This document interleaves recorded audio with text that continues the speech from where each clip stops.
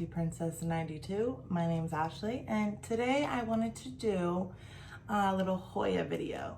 So I'm going to be showing you 5 of my top favorite easy Hoyas for beginners. Now when I say easy, for me that consists of pretty much sticking these in my grow tent. Now this is the grow tent that has the clear throw cover over it, so it's not the Vivo Sun that I just set up if you saw that video. But even having that clear grow tent keeps in the humidity, and it kind of just gives them their own space to be able to kind of create their environment that they like with the temperature and the humidity around themselves and each other. Also that consists of these 4 I have growing semi-hydroponically in leca. This one I have just growing in your standard potting mix. I made sure it's a little airy so it drains well, but also holds on to a little bit of that water retention. So also making sure that these 4, the tray that I have them in is always filled up, so they're always getting enough water. And for this one, making sure that I water it properly, maybe once every 3 weeks or so. The way I tell that is I just kind of, and I'll show you here, and this is what I do for most of my Hoyas, except for like, well, the Hoya Bellas in leca, but I probably wouldn't do this if it was in soil just because the leaves are so tiny and dainty. But for the ones that have that firmness to it, and right now it's due for watering. I wanted to wait for this video so I can kind of show you the difference. But normally if you try to do this with the leaves, they don't bend much. They're really firm, and you'll definitely be able to tell the difference for that. So we'll get right into it. These are going to be in no particular order. These are just the 5 that I picked that have a significant amount of growth. Obviously I have a bunch of Hoyas that are doing just fine, but some of them aren't thriving as much as these are. These have grown for me really easily, really significantly, in a short amount of time with really little to no effort at all. Like I said, I keep them in my grow tent. I make sure the ones that are growing semi-hydroponically are always filled up to about 1/3 of the pot with water, and water the ones that are potted in soil yet when they need to be watered. So since I have this one all separate by itself, we'll get started with this one right here that I have in soil yet. This is the Hoya Macrophyllavaragata.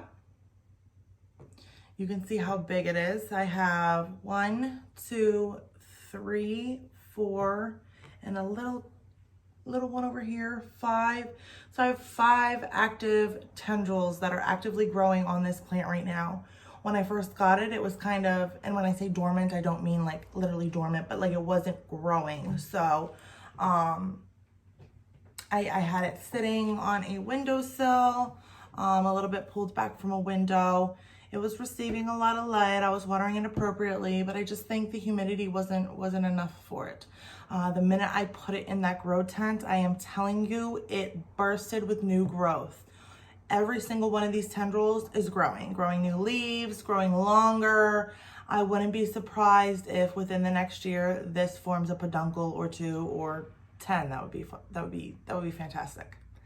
But you can definitely see, I'll just show you some new growth here.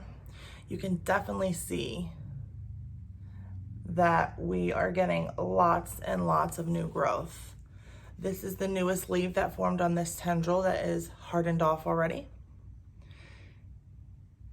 And as you see, the veinage on these, they're really nice. They're medium-sized leaves. They have the veinage. They have the nice white edging that turns a little, I don't know if you'll be able to catch that. If you look really closely along the edge, you can kind of see they do get a little pink tint with some sun stress. I'll show you on this one because you can see it really well since it's new. On this one here, if you see how the edges are pink, that's how the edges get again once they're sun stressed. But again, this is a new leaf that formed here. You see all these aerial roots coming in. I have a new little stem poking out there. This has started to grow, and you can tell at the top because this top little piece is thinner than this bottom piece, so you can see where the node is and where it kind of shot out from. So I think out of all of them, between this one and the one that I'm going to show you next, are the two that have really grown the most for me. Again, this is the Hoya Macrophyllavaragata. Next up, I'm going to show you the Hoya Australis Lisa. I've wanted this one for a really long time. I think I've only had this for a few months now, but when I got it, it was only up to where this pole was. So I've gotten 1, 2, 3, 4, 5, 6, 7, 8, 9 new leaves, and 10 and 11 are starting to form right here at the tip. It's crazy. Again, I already had this grow tent set up when I purchased this one, so when it arrived, it was already stuck right in the grow tent. I think that's why it grew so fast and prolific for me. But I'll just give you a close-up of some of this foliage. It is so beautiful. It almost looks like it's like a piece of art and the leaves were painted on, which is my favorite.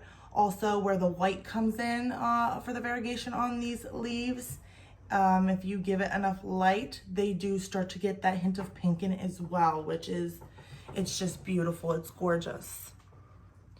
So I'll start by showing you some of the older leaves here. As you can see, they just are really, really beautiful. Here I have a nearly all green one, and has a tiny bit of that variegation in the middle there. And now we're getting to some of the newest leaves. You can tell because they're smaller. That one is stunning. That one looks like art. I have a little one growing in right here by my thumb. Again, another one by my thumb. And you can see the kind of pink on this one, as well as this one. Now they do come in pink like that, and there's the last two baby ones.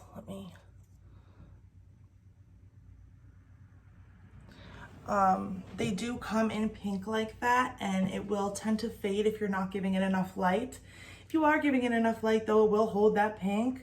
And like I said, it looks really stunning. This is one of my favorite Hoyas, I think, and it's super easy, so that's like a double plus. Next, I'm going to show you the Hoya Elliptica. I almost couldn't remember this one for a second. I was like, I was stuck. So this is the Hoya Elliptica. This is one of the newest Hoyas that I've gotten, so I haven't had this one too long. When I first got this one, I had a subscriber that I've been chatting with on and off pretty much since I've started my YouTube channel. So I did a little subscriber appreciation video. We talked about how she wanted this one, but she had to hold off because she was waiting for some international orders to come in. So I decided to make a cutting of this, root it, and send it to her as the winner to my subscriber appreciation. That's something that I will be doing quite frequently, so make sure you subscribe, give it a like, leave comments down below, and I will randomly pick people who I chat with just to show a little appreciation. Anyways, getting back to this beautiful Hoya Elliptica. So like I said, I did cut it, but you can already see new growth coming in right there by my thumb. This is the newest leaf. It's not even hardened off yet. Now, these are also called the tortoise turtle Hoya, because they really, if you look at some of these older leaves, they really look like turtle shells. It's really neat. Like this one right here, that's a good one. I love the venation in this one. It's just so amazing and beautiful. Now, of course, all Hoyas would appreciate a trellis. They would do quite well on it, but right now this one's still a little bit short, and I really like the way it looks, kind of just sitting up like that, like the Hoya Australis. Again, this is a really good one to grow in leca. It has been doing fabulous for me. I haven't had any issues with it. Oh, I have another leaf coming in here, and because I already have two at this node, that's going to be a whole new tendril that comes out of there, which I'm so excited about. Next up, I will do the Hoya Bella Albo Marginata. Again, just like the Macrophylla, it's variegated on the edges with that white. It does tend to have that lining of that pink if you give it enough sunlight. Mine do not have any pink currently, so I can't really show you that, but I do have tons of new growth. When I first got this, it was mounted on a board. I decided that I wanted to take it off the board. It was growing in sphagnum and grow it in leca because I really wanted it to be in my grow tent and grow it semi-hydroponically. So a lot of it died off, but as you can see, I have tons of new growth.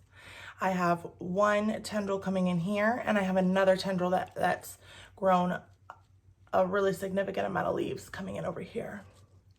As you can see, the variegation on this one kind of comes in lime green, then lightens up to that white. This one doesn't have much venation that you can see, but it's still a very beautiful Hoya. The leaves are really tiny, so it is a smaller leafed Hoya, but it's a beautiful one.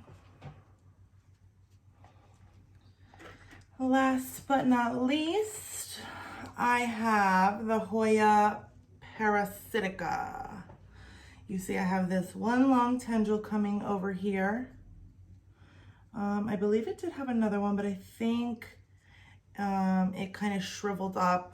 You know, sometimes the tips of the tendrils shrivel and die off up to, you know, the first or second node when you receive them in the mail. Or even just transfer conditions. So the other tendril did that. It was only a short one, so I lost that unfortunately. But this tendril has grown significantly and is currently putting out tons of aerial roots and even a new leaf.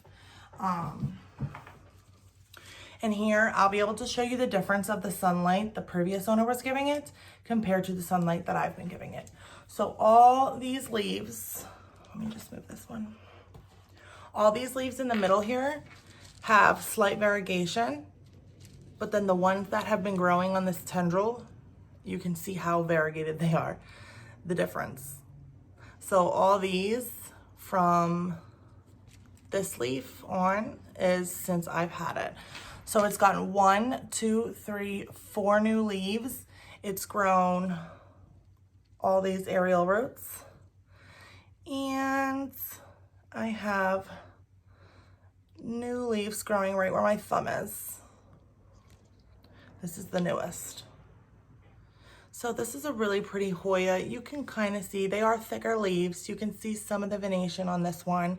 It's not as pronounced as some of the others, but the variegation is very gorgeous. It almost reminds me of the Stardust Carnosa. It's not, it is a Hoya all on its own, but I really like that one. That's one that's definitely on my wish list. So at least I have this one for now. That kind of resembles that to the slightest bit. But this one is just really easy. It's really easy going. It's beautiful. It has those nice, thick, glossy leaves, beautiful variegation. So I can't complain. So again, these Hoyas that I showed you today are 5 Hoyas. I wanted to kind of try to stay away from the Carnosas and the Pubicalyx and all those, you know, common, easy-going beginner Hoyas that we all know are for beginners. I wanted to give you guys a little more option, something a little more different and unusual. All these Hoyas I have here, they do cost a little bit more, except for the Macrophylla and I believe the Parasitica. The Australis I did spend a little over 100. The Elliptic I did spend a little over 150. And the Bello Albo Marginata I did spend around $80. So they don't get too crazy. I think for the size of my plants, it was totally worth every penny, especially because they've been growing so fantastic for me.